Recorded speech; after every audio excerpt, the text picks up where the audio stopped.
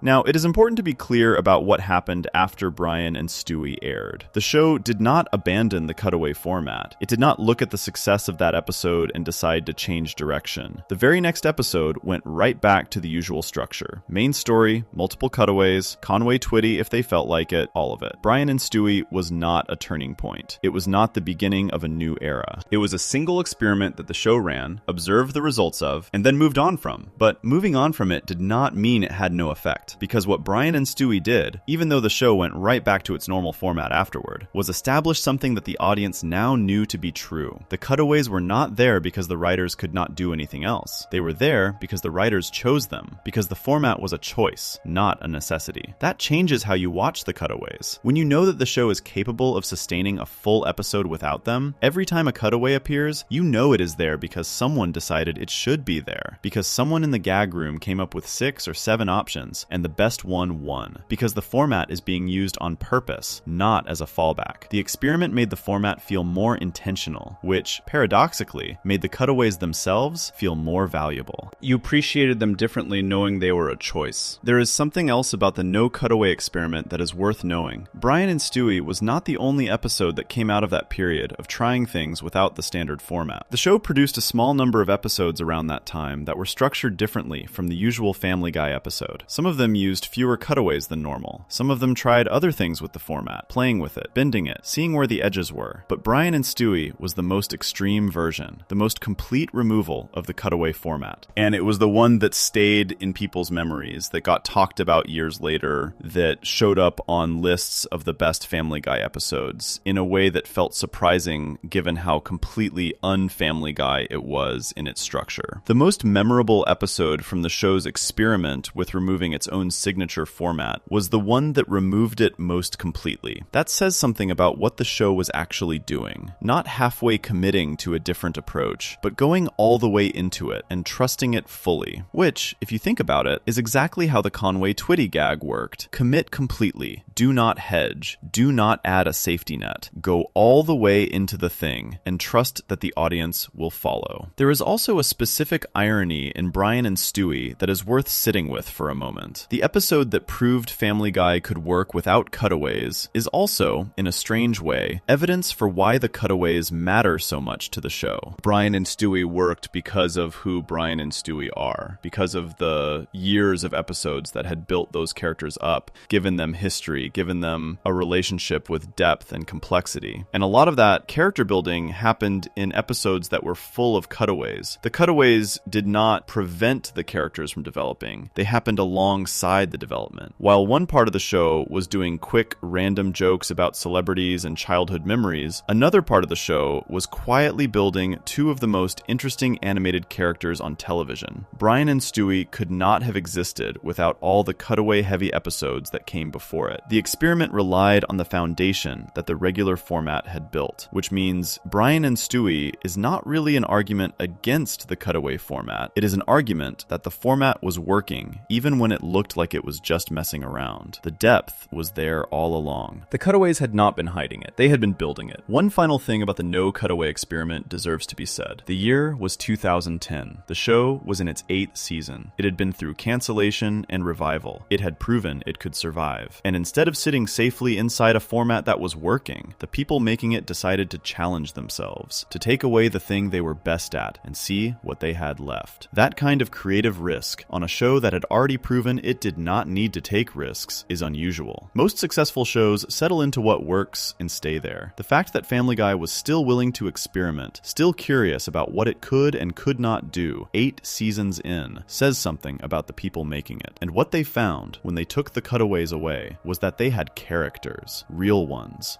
that could carry weight, ones that could hold an episode on their own. That is a good thing to find out. Especially when you are a show that is going to keep going for many more seasons with many more cutaways, building on those characters for years to come. So the experiment ended, the cutaways came back, and the show kept moving forward. But here's the thing about what came next. Because while Brian and Stewie was the most dramatic version of the show playing with its own format, it was not the only time Family Guy turned the camera on itself. At various points across its history, the show started making cutaways about cutaways. Episodes where the characters acknowledged that they were in a cutaway. Episodes where the format itself became the joke. Episodes where Family Guy got so self-aware about what it was doing that it started commenting on its own mechanics in real time. Before we move on, if you're enjoying this analysis, please consider subscribing. It helps the channel tremendously. And one of those moments, a specific scene in a specific episode, is one of the funniest, strangest, most layered things the show ever produced. A cutaway inside a cutaway, where the characters ended up standing in an empty white room, realizing they had no idea what gag they were supposed to be performing. That is coming in Section 5. Section 5, Meta Cutaways, when the show made fun of its own format. There is a specific kind of comedy that is harder to pull off than it looks. It is the kind where the thing doing the joke is also the subject of the joke, where the show steps outside of itself, looks at what it is doing, and then makes fun of the fact that it is doing it, where the characters seem to become aware, even briefly, that they are characters in a show, and the show uses that awareness to say something about itself that it could not say any other way. Most comedy shows avoid this. It is risky. If you do it wrong, you just confuse the audience. You break the reality of the world you have built without getting anything funny in return. You end up with something that feels clever to the people who made it, but lands flat for everyone watching. But when it works, when a show does this kind of self-aware comedy and it actually lands, it is one of the funniest things a show can do, because the joke is layered in a way that regular jokes are not. You are laughing at the moment. You are laughing at the show acknowledging the moment. And you are laughing at the fact that a show this confident is willing to make fun of itself this openly. Family Guy pulled this off multiple times across its history, and the specific moments where the show turned its camera on its own cutaway format, where it made the cutaway itself the subject of the joke, are some of the most unusual and interesting things the show ever produced. To understand why this works so well in Family Guy specifically, you have to remember what the cutaway format actually is from a character's point of view. Inside the world of the show, the cutaway format does not officially exist. Peter Griffin does not know he is on a television show. Stewie does not know that when he says something that triggers a cutaway, the screen is about to jump somewhere else. The characters live in Quahog, Rhode Island, and the world they live in follows normal rules. They are not supposed to be aware of the format. But Family Guy built its characters, especially Stewie, in a way that left the door slightly open. writing. Stewie, across many seasons, had moments where he seemed to know slightly more about his situation than a baby in a fictional world should know. He would make references that only made sense if he had some awareness of what was happening around him. He was always the character most likely to break the fourth wall, the invisible line between the show and the audience watching it. And so when Family Guy decided to make the Cutaway format itself into a joke, Stewie was the perfect character to put at the center of it. The specific episode that most people point to when they talk about Family Guy making fun of its own Cutaway format is called Spies Reminiscent of Us. It is a season 8 episode, which means it aired around 2010, the same period when the show was also experimenting with Brian and Stewie and the no cutaway format. In this episode, there is a moment where Stewie gets knocked out, and as he is losing consciousness, he starts to mumble. He is clearly trying to set up a cutaway. You can tell from the way he is speaking that he is about to say the line that would normally trigger the screen to jump somewhere funny, but he cannot quite get the words out. He passes out before he can finish the setup. And then something happens that should not be possible inside the rules of the show. Stewie finds himself in an empty, white room. Not a location from the episode, not a place the story has taken him, just a blank, white, empty space. And Stewie is standing in it, confused, looking around, with no idea where he is or what is supposed to happen next. He says out loud that he has no idea what gag he was setting up for. He did not hear the full setup before he blacked out. So now he is here, in this white space where the cutaway was supposed to happen, but there is nothing here because he does not know what the joke was supposed to be. And then, as if to confirm that something was definitely supposed to happen in this space, a famous athlete named Wilma Rudolph runs past him in the background. Just runs past, in the empty white room, not saying anything, not interacting with Stewie, just running. And Stewie watches her go and says, obviously she had something to do with the gag, but he did not hear the setup, so he does not know the context. That is the whole moment. The cutaway happened, but without its contents. The space where the joke was supposed to be exists, but the joke itself is missing, because the character who was supposed to set it up failed to deliver the setup. Think about how many layers that joke has. On the surface, it is just a funny image. Stewie standing in a white room, looking confused while an athlete runs past. That is funny on its own. But underneath that, the joke is about how cutaways actually work. The show is acknowledging, out loud through its characters, that cutaways require a setup. That the setup is what tells you what you are about to see. That without the setup, the cutaway is just empty space. A room with nothing in it except the vague outline of a joke that never got filled in. The show is explaining its own format to you while simultaneously breaking it in front of your eyes. It is saying, here is what a cutaway is. Here is what happens when the mechanism that makes it work breaks down. And it is doing all of that while being genuinely funny about it. That is remarkable writing. That is a show that understands itself well enough to make itself the subject of its own humor without losing the humor in the process. But Spies Reminiscent of Us did not stop there. The same episode had another moment that took the self-awareness even further. Later in that episode, the cast of the show meets Vladimir Putin. And Putin, being Putin in the logic of a Family Guy episode, decides to show them what a Russian cutaway gag looks like. What follows is a short clip that is deliberately badly animated. A yellow porcupine, drawn in a rough and simple way, yelling in Russian for a while, just yelling. And then a loaf of bread appears near the porcupine, and the porcupine immediately stops yelling and starts laughing at the bread. That is the Russian cutaway gag. That is all it is. And what the show is doing with that moment is making a joke about how specifically American the Family Guy cutaway format is. The joke is that Russian humor, as imagined by the writers of Family Guy, works completely differently. The setup and punchline structure that Family Guy uses, the pop culture references, the celebrity cameos, the callback to something from the real world,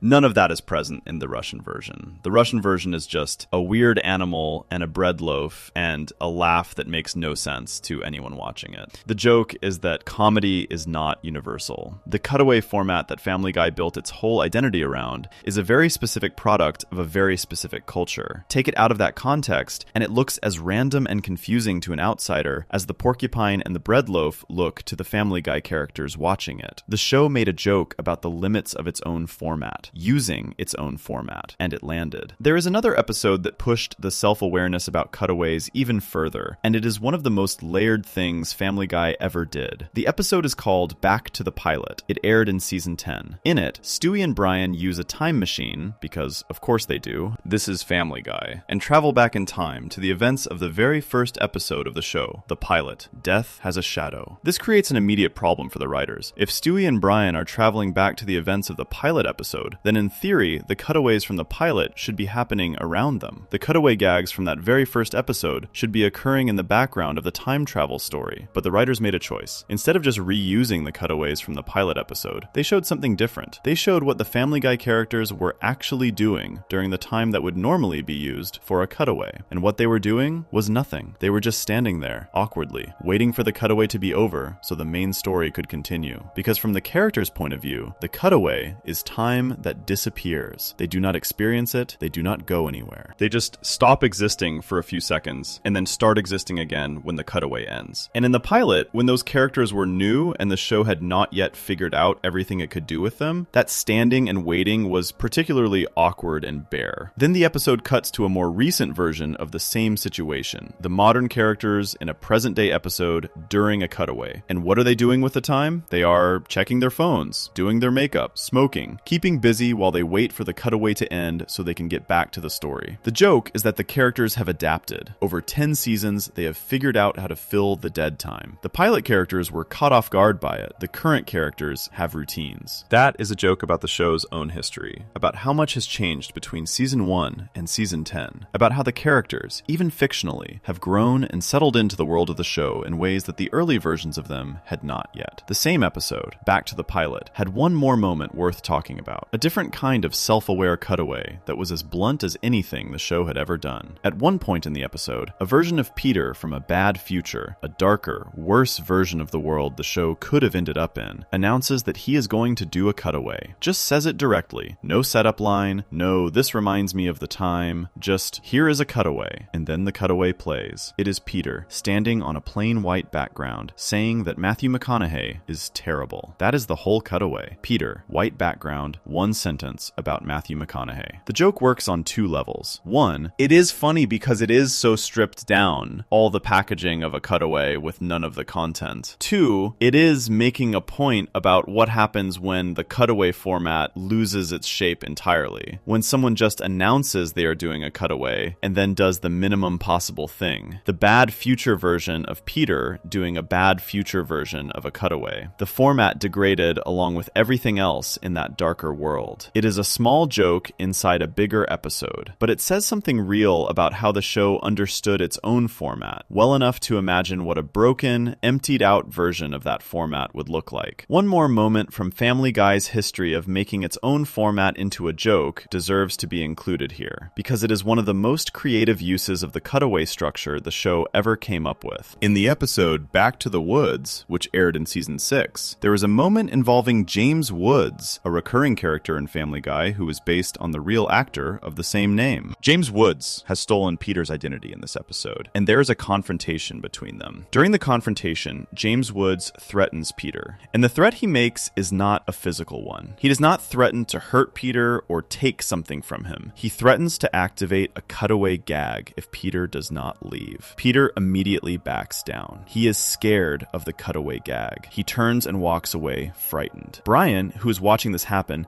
does not understand why Peter is so scared. The cutaway gag is a threat inside the world of the show. It is something that can be deployed against you, something to be feared, a weapon that James Woods is capable of using. This is Family Guy treating its own format as a piece of its world, not just acknowledging that cutaways exist, but giving them weight inside the fiction, making them something real enough that a character can be threatened with one, making them something dangerous enough that Peter Griffin, who is not typically scared of many things, backs down immediately when the threat is made. That is the cutaway format being treated as a force of nature inside the show's own universe, as real and impactful as anything else in Quahog, as something to be respected, even feared. What all of these moments have in common is that they come from a place of genuine understanding. The writers of Family Guy understood their own format well enough to play with it, to break it, to acknowledge it, to make it the subject of its own humor, to put it inside the fiction of the show as something the characters could interact with. That level of understanding, knowing what you are doing doing well enough to make fun of it is not common. Most shows that run for a long time never get that self-aware about their own mechanics. They just keep doing the thing that works. They do not step back and ask what the thing looks like from the outside, what it means, what it would feel like if a character inside the show could see it happening. Family Guy did all of that. And the results were some of the most layered, most interesting, most genuinely creative moments in the show's history. Moments that rewarded the audience for paying attention, for knowing the show well enough to catch all the levels the joke was working on. The self-aware Cutaway is the show at its smartest. Not just making you laugh, but making you think about why you are laughing and what the thing making you laugh actually is. And speaking of thinking about what makes you laugh, there is a specific category of Family Guy cutaways that does something completely different from all of these. While the meta cutaways are clever and layered and reward attention, there is another group of cutaways that work in almost the opposite way. They do not ask you to think. They do not reward knowledge of the show's history or awareness of its format. They just hit you directly in the one place almost every viewer shares: childhood. These are the cutaways where Family Guy took beloved characters from cartoons and children's shows that millions of people grew up with and completely dismantled them, showed the dark reality underneath, treated familiar, safe, happy characters from your past as if they existed in the real world, with all the problems and failures and darkness that the real world contains. __quote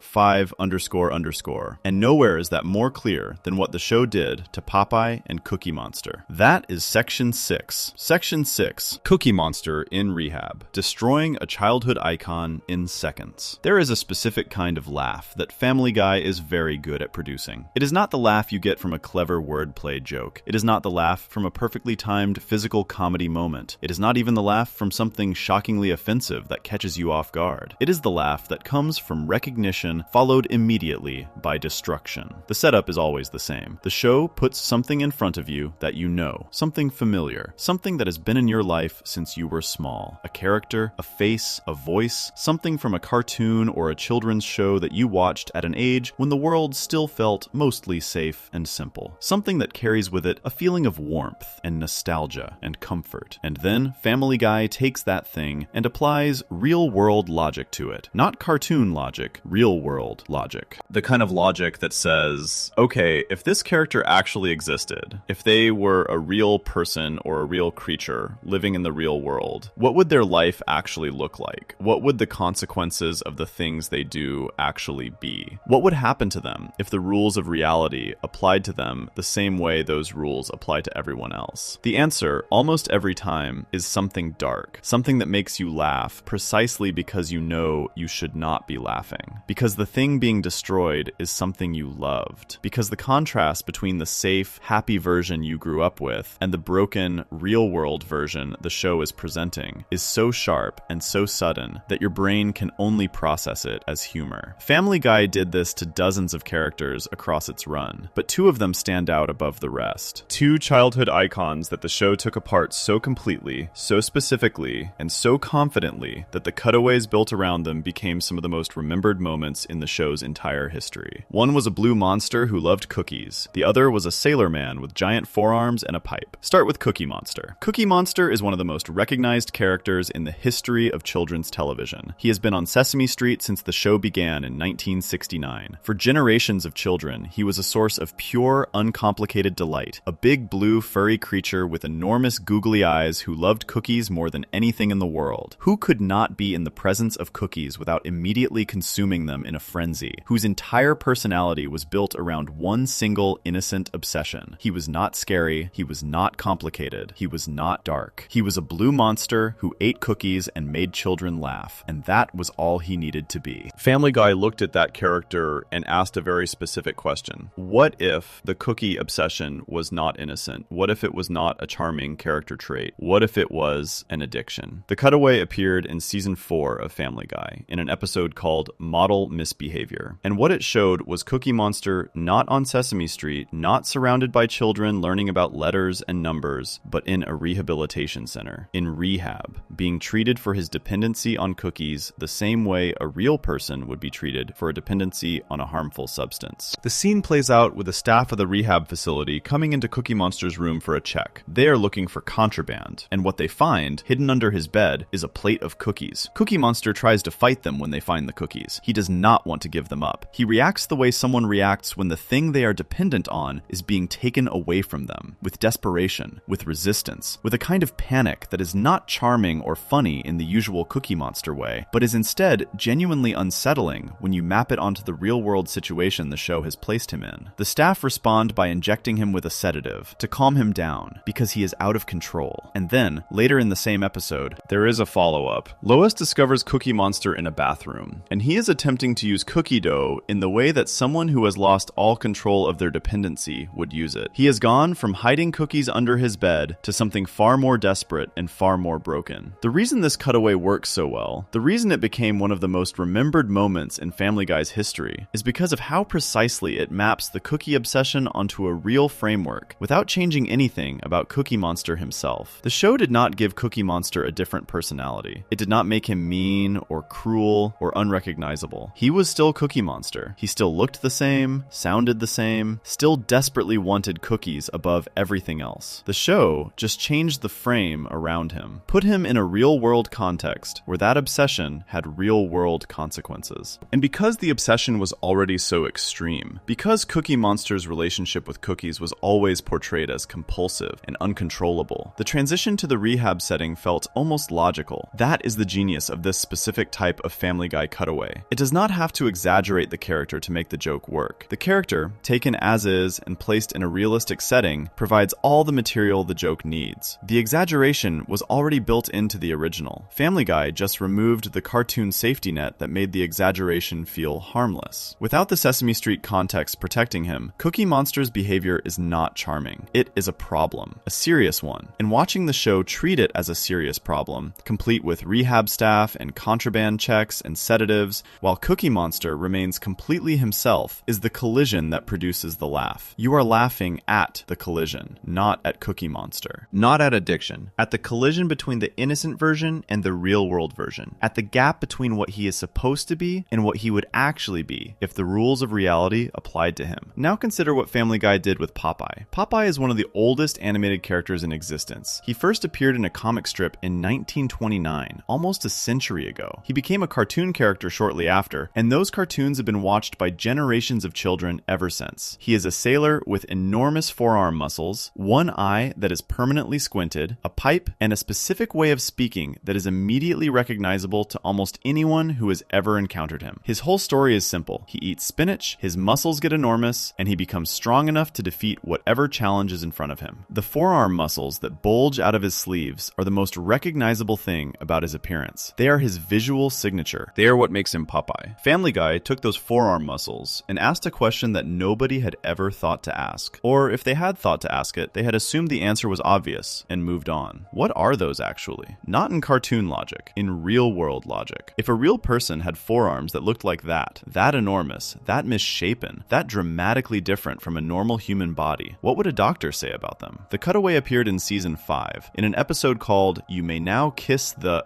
Guy Who Receives. Popeye goes to see Dr. Hartman, who is a recurring character in Family Guy, a doctor who appears in various episodes and who consistently delivers news in ways that are either incompetent or devastatingly blunt, usually both. Popeye sits across from Dr. Hartman and waits for his results, and Dr. Hartman tells him the truth. The lumps in Popeye's arms, the ones that have made him famous, the ones that have been his defining physical feature since 1929, the ones that every child who ever watched his cartoons recognized immediately, are tumors. 2 large tumors. That is what they are. That is what they have always been, if you apply real-world medical logic to a cartoon character's body. Dr. Hartman goes further. The way Popeye speaks, that distinctive, slurred, mumbly way of talking that is as recognizable as the forearms, is the result of a stroke, a medical event that damaged the part of his brain that controls speech. That is why he talks the way he talks. And then, because Dr. Hartman is the character he is, he delivers the final piece of news with the same blunt directness. Popeye has 2 months to live. The Popeye cutaway is doing the same thing the Cookie Monster cutaway does, but with a slightly different angle. Cookie Monster's cutaway takes a behavioral trait, the obsession with cookies, and reframes it as a real-world problem. Popeye's cutaway takes physical traits, the the forearm appearance, and the way he speaks, and reframes them as medical realities. Both cutaways are using the same technique. Take what is presented in the original as a harmless, even charming feature of the character, and apply the logic that would apply to those same features in the real world. The result in both cases is that the thing you loved about the character becomes the source of their suffering. Cookie Monster's obsession, which was always played for laughs, is now a disease he cannot escape. Popeye's giant forearms, which were always his source of strength and pride, are now the thing that is killing him. The defining features become the tragedy. That inversion is what makes these cutaways hit the way they do. You are not just laughing at the joke. You are watching the show take something you associated with happiness and childhood and turn it completely upside down, revealing a darker version of the same image that was always possible if you looked at it from a different angle. It is worth stepping back for a moment and thinking about what Family Guy was actually doing with these cutaways at a larger level. The show built its whole identity around refusing to treat anything as untouchable. No subject was off limits. No character was too beloved to be examined. No piece of shared cultural memory was so sacred that it could not be looked at from a different angle. That refusal was not just about being provocative for its own sake. It was about something more specific. The show had a genuine interest in what happens when you remove the protective layer that surrounds beloved things. When you take the nostalgia and the warmth and the childhood association away and just look at the thing itself, what is actually there? Sometimes what is there is still something good. Sometimes the beloved thing holds up even without the protective layer. But sometimes what is there is something darker than you expected. Something that was only ever charming because the context around it told you to find it charming. Cookie Monster's obsession is only innocent because Sesame Street tells you it is innocent. Put it in a different context and it looks completely different. Popeye's forearms are only a source of pride because his cartoons told you to see them that way. Put them in a doctor's office and they look completely different. Family Guy was interested in that gap, in the distance between the context that makes something feel safe and the reality underneath it. And the cutaway format was the perfect tool for exploring that gap because it could take you to the real-world version of the character and then snap you back before you had to sit with the discomfort for too long. These cutaways, the ones that took childhood icons and applied real-world logic to them, were also particularly well-suited to the late-night viewing experience that Family Guy found its biggest audience in. Watching Cookie Monster in rehab at midnight is a different experience from watching it in the afternoon. Late at night, the distance between the safe childhood version and the broken real-world version feels sharper. The contrast lands differently.